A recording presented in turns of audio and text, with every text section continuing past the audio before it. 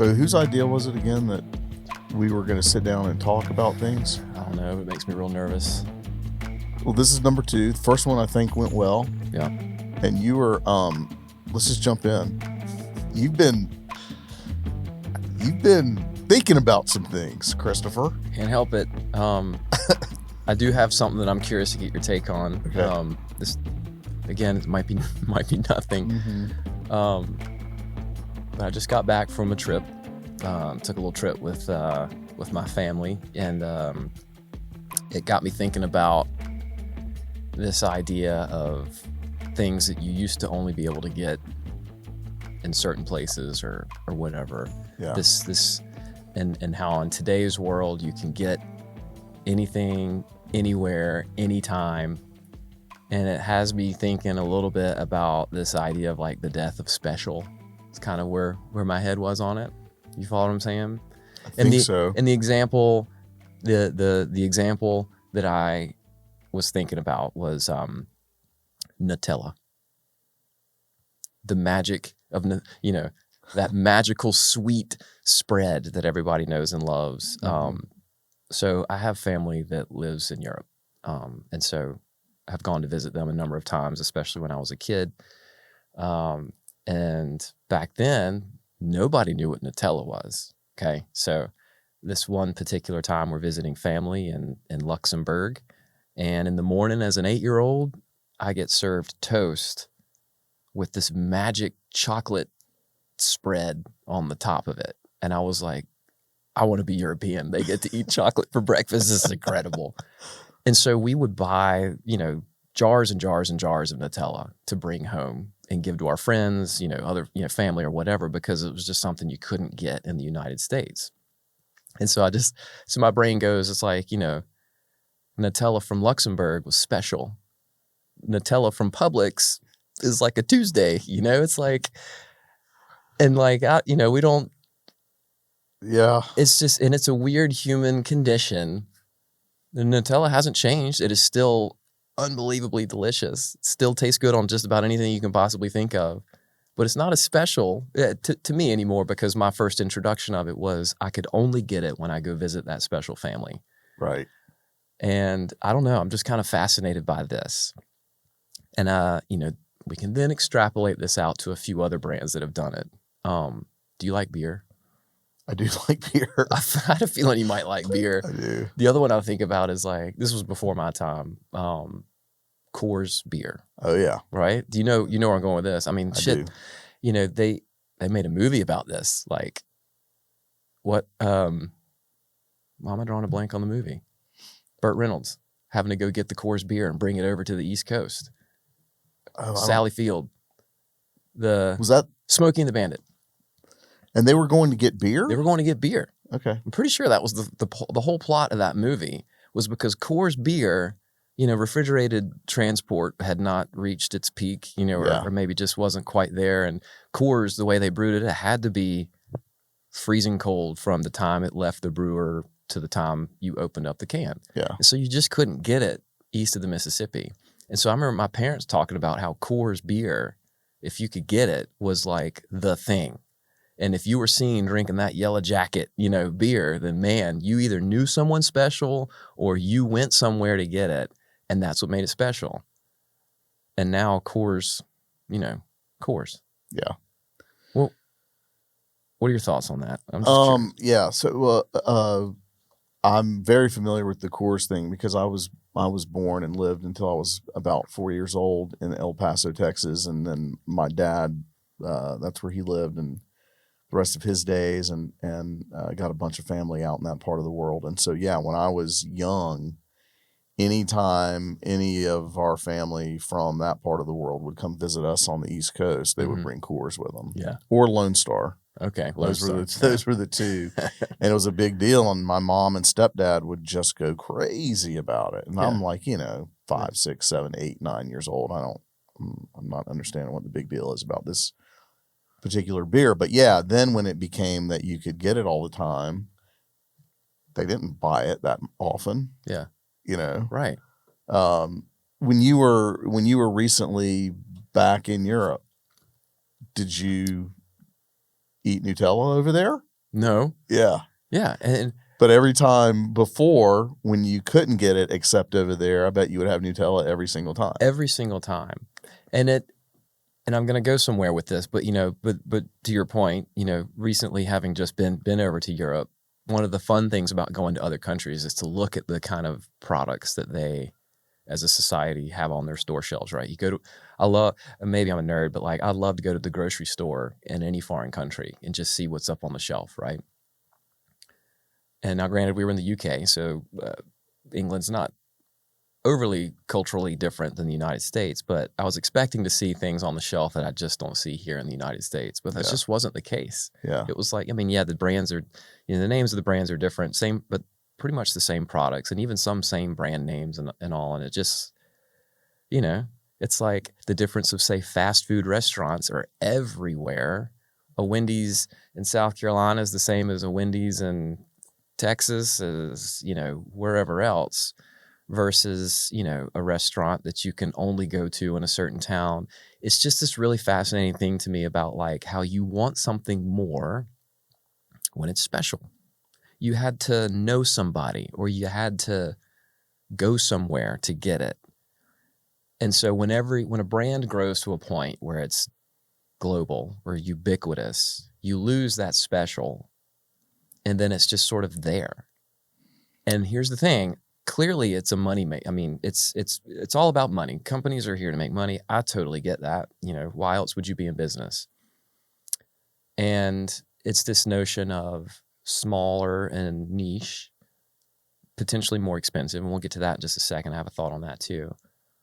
Or you scale to the point where you're everywhere, and you're obviously selling more, but you're not special anymore. Yeah. And to me, I feel like if you're not special anymore, you might lose your audience faster. Yeah, it's I like this topic. It's but it's very complicated. Right. I've got a recent one, again, going back to my days, as a native Texan and going back there in the summers to spend all summer with my dad. Mm. Or and then even after he passed away, I still have some aunts and uncles out there and still go out there every now and then. Mm-hmm. And for as long as I can remember, going back to 8, 9 years old, mm-hmm. First of all, it's not easy to get to El Paso. Yeah. But when you finally get there after 2 or 3 connections mm-hmm. between here and there, and you land, and the first stop would almost always be Whataburger. Whataburger. Yeah. You want to go get a Whataburger? I'm like, yes. Yeah. And I would tell all my friends about, I'm just telling y'all, like, the best fast food hamburger. There's this chain out west called Whataburger, and it blows all this other stuff away. And now it's here. And I bet that at the time, that made not only your experience special, but it made you kind of special. Your friends were just like, oh, yeah. I've never had Whataburger. That sounds awesome. Yeah. Like, how cool. Yeah. Yeah. There was definitely some clout. Yeah. Yeah. That came with clout, it. Yeah. But Whataburger genuinely is a good fast food if you're into fast food burgers and fries. And it was one of those fast food places that, like, you'd have to wait on your food a little bit. Okay. Yeah. It wasn't like they just had mountains Stacks of burgers waiting.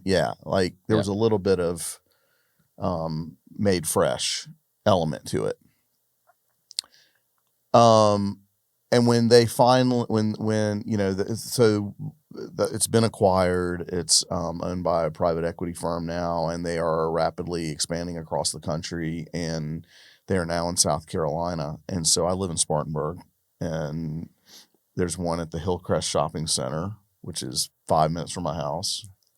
And I was so excited about it. And?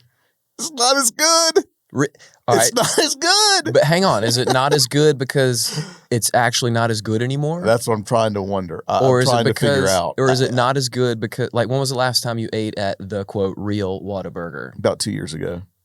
Oh, so not that long ago. Not that long ago. All right. So does it taste different? Yeah. So I'm trying. Let me make sure. Yeah, I was last in El Paso in October of 22 or 3. So not that long ago. So a couple of years ago. So and one of my first stops was Whataburger there. I'm like, yep, they still got it. Yeah.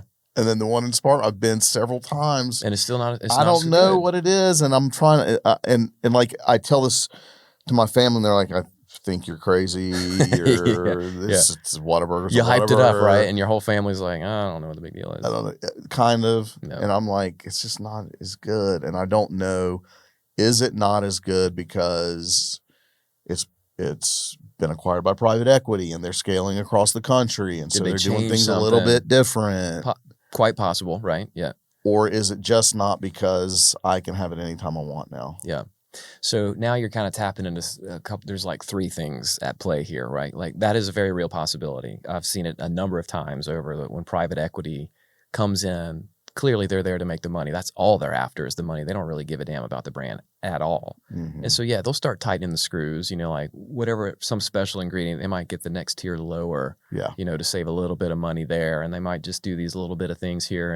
And that actually is changing the product. Or we are going to make some things ahead of time, right, so we can get more people through quicker, so blah, blah, blah, blah, blah. And I would say in that scenario, they literally are making it less special. There is also the other thing at play. Actually, there's a funny term for that, by the way. It's there's an author, Cory Doctorow, who's coined it. He calls that the shitification of things. That's a whole nother topic. We'll probably talk about at some point. So then there's the other thing, which is a psychological play, right? Which is like, is it because now that it's accessible, you don't want it anymore? Right. But then I think there might be a third one, which is like, everybody loves nostalgia. And so is it nostalgia for you? Because it reminds you of a thing, and now that's not associated. Anyway, so it doesn't, and I'm not here to debate any of that. Yeah. I just find it incredibly fascinating that this is in fact a human condition. And I bet if we were to just sit here all day long, and maybe we can, but we could probably come up with 1,000 other examples of this. Yeah. There's another element though that I think about, because again, we're not talking about we are kind of talking about exclusivity, because the very nature of something being special means that not everybody can get it. So that by its very virtue makes it exclusive, but that doesn't necessarily make it a luxury thing, because we can conflate the two. And, the example I think about with that is growing up in the 80s, man, the pinnacle of cool and status was a Mercedes Benz. Like, I'm a car guy, I love cars. And so like all growing up, I was like, man, one day I'm going to own a Mercedes Benz. And just to frame it for everyone, you're talking 80s. Squarely in the 80s, like mid to late 80s, Mercedes was only selling their luxury models here in the States. And it was a luxury item. And if you could afford to have a Mercedes, you had made it. Yeah. And man, they were just elegant, and they were fast, and they were, all the great things about Mercedes. And I really thought that was going to, when everybody dreams about being rich one day, I'm going to be rich and I'm going to buy a Mercedes. And, fast forward to, I think the early 2000s, Mercedes changed their sort of corporate philosophy and stopped over engineering their cars. Engineers were in charge, and those cars were built like tanks.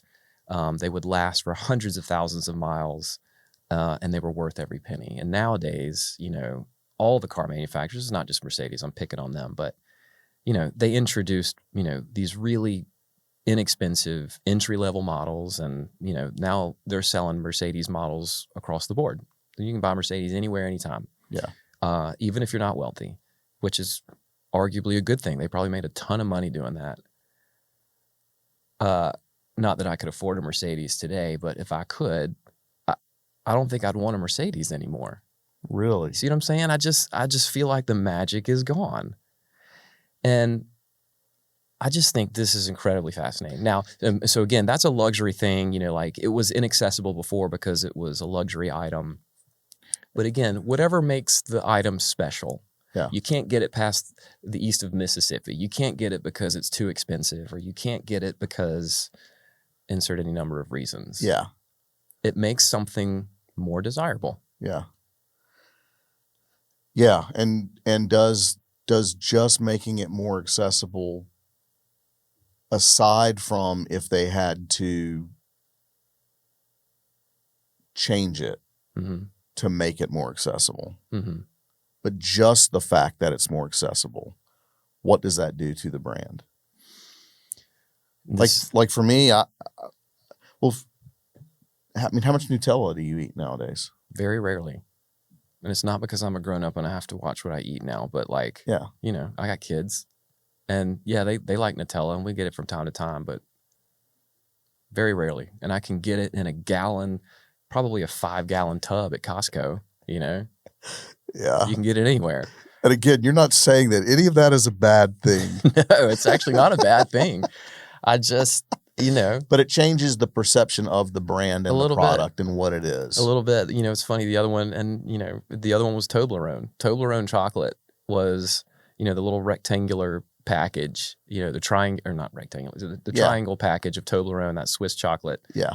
And you could only get it in Europe. Yeah. You just couldn't get it in the States. And that was another thing that we used to bring home after visiting family and distribute to friends. And now you can get it, you know, at CVS on a Thursday. Yeah. Big deal. 2 for 1, maybe. Right.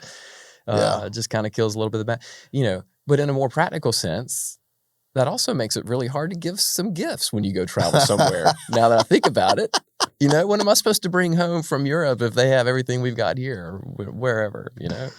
Yeah. It kind of flips the old Michael Scott going to New York City and eating at Sbarro on its head a little bit. Yeah. You know, it's kind of the inverse of that. Yep. So, I feel like a brand gets to make a choice. They can be special or they can be everywhere. But I don't think you can be both. I have yet to witness a brand that's everywhere and still special. Change my mind. Everywhere all the time, but still special. Right. Give me an example of someone who's everywhere and still special. Because when you're everywhere, you're water. You're, you know. Yeah, I don't know. I would have to think about it. Everyone takes you for granted at that point. I take Nutella for granted. Yeah. So what's the definition of special? I think the definition of special, love it or hate it, it means that only certain people can get it. And again, that doesn't necessarily mean you got to have money to get it. You just have to know somebody. You have to know where to get it. You have to be in the know, or you do have to have the money, or the privilege, or whatever it is. But not everybody gets it. These mountains are special because not everyone. Everybody has mountains. Not everyone has mountains. Right. Or this trail I'm hiking is special because never thought about that, but yeah, you don't get to. Right. You know, you got to pay a price to get out there and get up to this peak to see this view. Mm-hmm. That makes it special. Yeah, because you don't. It's not. You can dial it up on your computer screen, but it's not the same. Yeah, and you know, I'm still trying to think of a brand that's. So tell me again the definition. Special is. Not everybody can get it. Not everybody can get it. And you can leave it as broad as that because it can literally be anything that keeps you from getting something that allows somebody else to get it.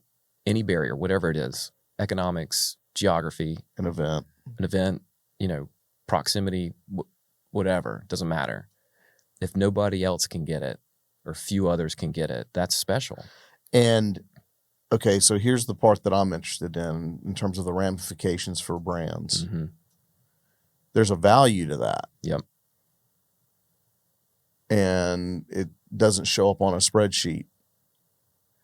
Or does it? How can you measure it? Well, and how can you measure the deterioration of that versus, but we're going to make a whole lot more money being accessible to a whole lot more people? It is the age-old battle of the product people who started the company and the accountants who are running the company financially, right? Because, you know, the numbers guys want to be selling everywhere because you absolutely will make more money that way. And the shareholders. And the shareholders. But is it viable long-term? I don't know. And so you talk about, can you measure it? Absolutely. You measure it. I would argue what you can't measure is, I feel like the slow decline of the special of your brand is immeasurable until it's too late. Mm-hmm. You see what I'm saying? Because it's completely masked by the fact that you're selling more. Mm-hmm. And that is absolutely a path to success. Don't get me wrong. We're not saying you need to sell less. Like that's a dumb idea. What we're saying is if you take the path of you no longer wish to be special, and let's be clear, if you're taking the choice that you want to be everywhere, you are making the decision you don't want to be special. Right. And your sales will increase. But what's being masked by that increase in sales is the slow deterioration of your brand in the terms of loyalty or, because again, Nutella for life, if I could get it only in Luxembourg. But now I can get it at CVS, and I might get another brand now because, Yeah. So what? Nutella, big deal. That's what's fascinating to me. And what brand is doing this. And you're not putting judgments on that. You're just No. saying that's what happens. Right. Yeah. Again, no judgment whatsoever. I'm fully aware that is, businesses need to make money. Yeah. And that is how you make a shit ton of money. Yeah. But, we're in the business of making brands special, right? We feel very deeply about having connection with a brand. And I just don't know if it's possible to have a deep connection with a brand that is everywhere. Now there's B2B brands and stuff like that. It's a different space. And, we're mostly talking, I guess, B2C here. But arguably maybe the same thing happens in B2B. If I'm making business purchases, I want something that not everybody else can get for the same reason. It gives me a competitive edge, but, I just think that, when I was going to go back, I have a good example of somebody who's of a brand right now who's doing a very good job of knowing the value of their specialness, and it's Rolex. Okay. Love it or hate it. And if you're a watch guy, and I am a watch guy, but I don't have a Rolex, maybe one day when my ship comes in, but Rolex has intentionally kept very tight controls on how and who can get a Rolex. Mm-hmm. In fact, I've never attempted to buy one because I've never had the money for it, but I understand that you can't just walk into a store and buy a Rolex. Right. You just can't. In fact, to get on a list with an authorized dealer to purchase a Rolex, you almost have to prove that you've owned one before or that you've had one, given to you over, inheritance or whatever. It's nuts. And in today's global manufacturing and logistics, supply chains and all that, there is no reason they can't be pumping Rolexes out left and right. But they're not, and they never will, because that's what makes Rolex the special brand that it is. And of course, if you're really into watches, I think you actually kind of roll your eyes at Rolex a little bit because of that, because that's one of the first brands somebody goes to when they've hit it big. Yeah, getting a Rolex. Yeah, but you can't deny that they have done a good job of keeping a tight control over the release of their product to make sure that it stays special. Sure. And they could do that. They could come out and say, we're the same company, but now we have figured out a way to make and sell a $500 Rolex. Right. Yeah. Which would still be a pricey watch for a lot of folks. Yep. Me included. Right. I don't. But it would make it very accessible. But it would make it very accessible, and I bet they'd sell a ton of them. I guarantee they would sell hundreds of thousands of $500 Rolexes. Of $500 Rolexes. Let's even say 1,000. Okay, yeah, even at $1,000, I bet they're selling. They would. Yeah, you're right, and I guarantee they have figured out how to do it. You're like, if they figured out how to make, they know how to do that. They absolutely could make a watch for $500 or $1,000. Yeah. But they never will, because they understand that even if they're selling like hotcakes, the value of their brand, and I don't mean dollar value, I mean the love and affinity that people have for the brand Rolex would absolutely deteriorate. So what are people paying for then in that when they spend $25,000 or $30,000 or $50,000 or $70,000 on a Rolex? What are they actually buying? Well, now we're talking about a couple of different things here. In this particular, we're talking about a luxury product here. So what they're in the luxury space, they're paying for the craftsmanship and the exclusivity, period. I mean, they still are some of the best made watches on the planet. They're incredibly well made. But is it going to tell time better than the Seiko I have? No.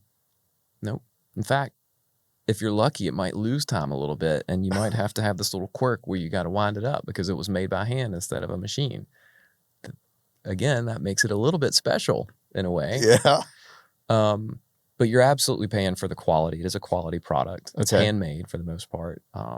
And for those who are super into jewelry, you're obviously paying for the adornment of all these fine jewels and all that sort of stuff. But you're also clearly paying a markup for the Rolex name. Right. Now, this is a luxury thing we're talking about here. But let's go back to Coors, which is clearly not a luxury product. Would you pay more? Were your parents paying more for that beer at the time than they were for Bud Light or Miller, whatever, at the local grocery store? No doubt. And I bet they were. And it probably wasn't an inordinate amount more. No. It was enough, but it was enough to be like, I'm willing to pay a little bit more to get that beer because it's special. Sure. So again, just because you're not selling to everyone doesn't mean you can't make money. You can make a ton of money being special. Yeah. I'm just so fascinated that humans are wired this way. Yes. It's almost like, have you ever been in the house and you're like, I think I'm going to empty the dishwasher, and then someone says, will you empty the dishwasher? And now all of a sudden you don't want to empty the dishwasher. Oh yeah. I feel like it's kind of the same thing. Yeah. It's so you're saying that there are lots of other people that way? Yeah. Will you tell my wife that? I'm very much that way, right? It's like, I was going to do that anyway, but now I don't want to. Yeah. And it's like, maybe I was going to buy Nutella when I could get it in Luxembourg, but now I don't want to. But now I don't want to. Because I can get it everywhere. Yeah.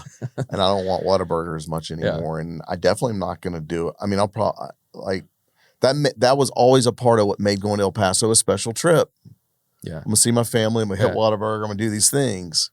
Well, now that's off the list. Oh, isn't that fat? So which I think is kind of cool too. Yeah. It was like, yeah, Whataburger in and of itself was special to you, but you've now associated now you might not have a reason to go to El Paso is what I'm hearing. Or one less reason. So like, for sure. Whataburger as a freaking brand ambassador for El Paso, Correct. It's fascinating. Or wherever, I'm not going to go to Burger King when I'm out there either. Yeah. And it's like, okay, they're doing great. I don't know, but yeah, the brand is different to me now. Right. The brand is different to me now. Mm-hmm. And since I asked you the question probably 10 minutes ago or however long it was, have you been able to think of a brand who's everywhere and is still special? I don't know. Do you consider Apple special? I did. I don't think they are anymore. Really? Yeah. I mean, I'm a diehard Apple fan. All of our studio runs on Apple products, and they are losing their special. They are. And tell me how. Big fans like us are seeing these tiny changes that signal that they're losing a bit of their special. Some of it is vibes, and other is actual proof. They made a lot of mistakes on their hardware in years past. They weren't listening to their customers. They introduced some keyboard flaws, and they knew it was a flawed keyboard, and they kept pushing it anyway. And they started removing ports for professionals. We spend the money for a pro version of their laptop, and they start taking away ports and features that we use. Like, what are you doing? Their software always was hands down the best software. And I feel like we talk about Steve Jobs a lot, but another one of his things at Apple was, it just works. What an incredibly powerful marketing statement, right? Is it just works. Mm-hmm. It always used to just work. And today it doesn't always work. Yeah. You're seeing some cracks. But they're also like a $2 trillion company now. They're making money hand over fist, but they're also losing their special. Now I would say that they are probably one of the few brands that has gotten as big as they are and stayed special for a very long time. But I do think there's cracks in the dam. Yeah. Yeah. I don't know. I'd have to think about it a lot more. I mean, I think that nothing comes to mind. right off the top of my head. I think that there might be some hotel brands that might qualify as special, even though they're pretty much all over the place. Mm-hmm. But again, and the way they retain it's special to get to stay here, Mm-hmm. it's purely, a money barrier, a financial barrier. But it's not like they're hard to find. Right. There's another interesting thing about a lot of brands. So like brands that are still that are special, there's this other kind of avenue that we haven't really talked about, which is like collaborations. Yeah. And the one that comes to mind is Target and how they collaborate with certain brands. Yep. I'm not a fashion guy, but I was very curious to follow the story about I think it was the early 2000s when there was a high fashion brand called Missoni. I think it was, if I'm pronouncing that right. And I only know about it because my wife was a big fan of it, but it was high fashion, unaffordable, couldn't afford it. So it wasn't something that was ever going to be in her closet. But they did a collaboration with Target, for a period of time. And it was like Target times Missoni or whatever it was the, sort of campaign. And it was like these special, they were known for their certain kind of patterns or whatever. And so Target sold this line of clothes that was from a high fashion brand. And boy, did my wife and her, just bonkers. They sold out like that. And Missoni, I've not followed anything about that brand since then. And I don't know if they're still even a high fashion brand, but like you dip in, you sell to the masses and then you kind of dip back out again. That's an interesting play because like now it's a little bit attainable because I got it at Target. But if you do that over and over and over and over and over and over again, you're now everywhere. Yeah. You see what I'm saying? So like to me, a collaboration is interesting and something that you can absolutely do to get, your inaccessible brand into the hands of more people. But you have to be really careful. If you want to stay special, you still have to be careful with that. You do it too much or you partner with the wrong person, then you've ruined it. Yeah. And so what are the ramifications, do you think? Have you thought about what the ramifications of all this are on a lot of the types of folks we work with, locally based businesses, maybe regional in scope, locally based nonprofits? Yeah, I think this is where we come back now, and the kind of clients that you're talking about, like global scale is never on their radar to begin with. Right. And just by the very nature of them being small makes them special already. Right.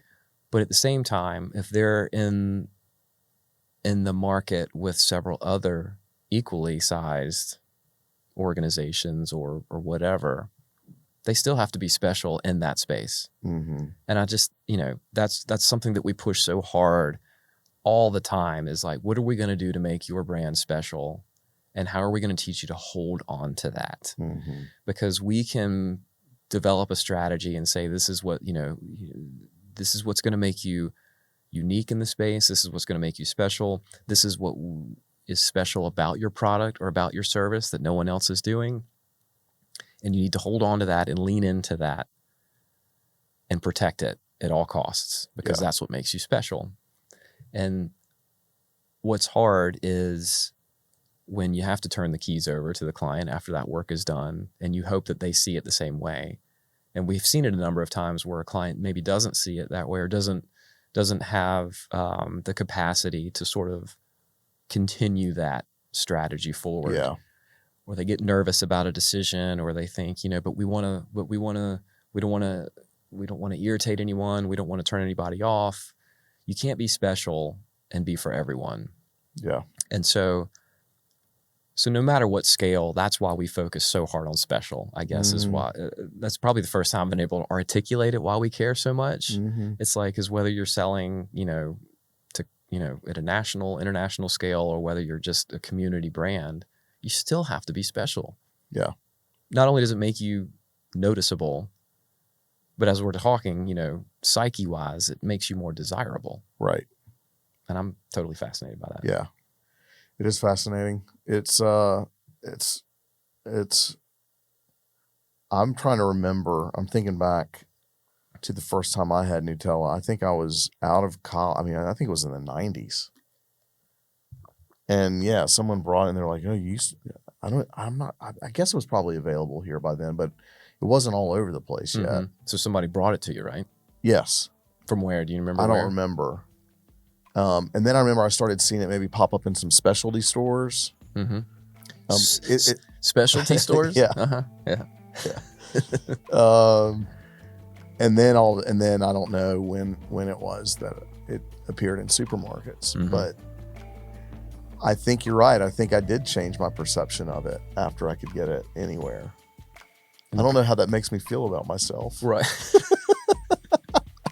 Makes you a human being, Will.